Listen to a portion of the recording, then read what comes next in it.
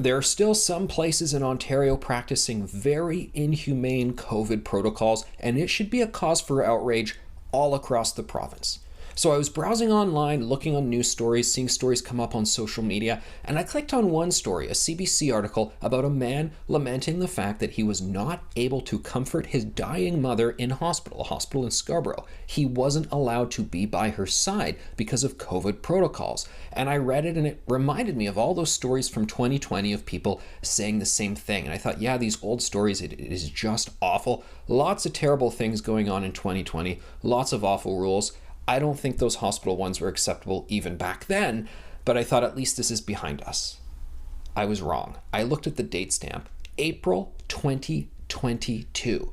Right now, still going on. A Scarborough hospital saying to a guy, you're not allowed in to see your dying mother. And why? What was the case? Well, she had been transferred from a long-term care facility to the hospital. The long-term care facility was deemed under COVID outbreak, so she had to be put in isolation. She tested negative for COVID, but still her son was not allowed to see her. She died alone.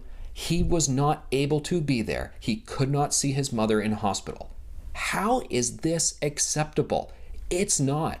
It's pure garbage, and the very highly paid healthcare executives at these facilities that are allowing these rules to still be on the books, they should be ashamed of themselves. There's a play called Antigone from antiquity, from ancient Greece. It's one of the first pieces of recorded Western literature.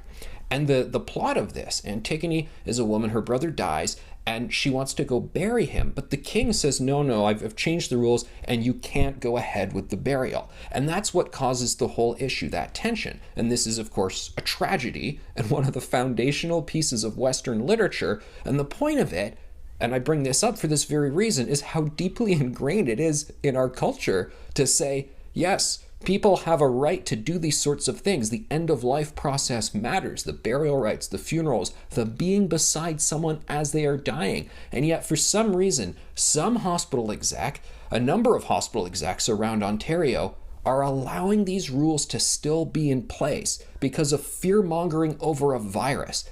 Make it work. Get this guy in to see her.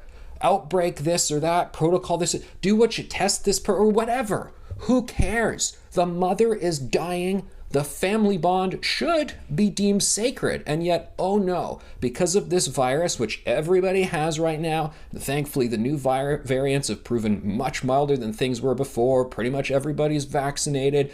There's now antiviral drugs. We figured things out, folks. Why is a ridiculous rule like this still on the books? This family was wronged. And any other family that's going through this right now, they are being wronged as well. I hope Premier Doug Ford, addresses this issue, Health Minister Christine Elliott. This rule has to be overturned. They have to ban hospitals from doing this ridiculous stuff immediately. People should be outraged about this.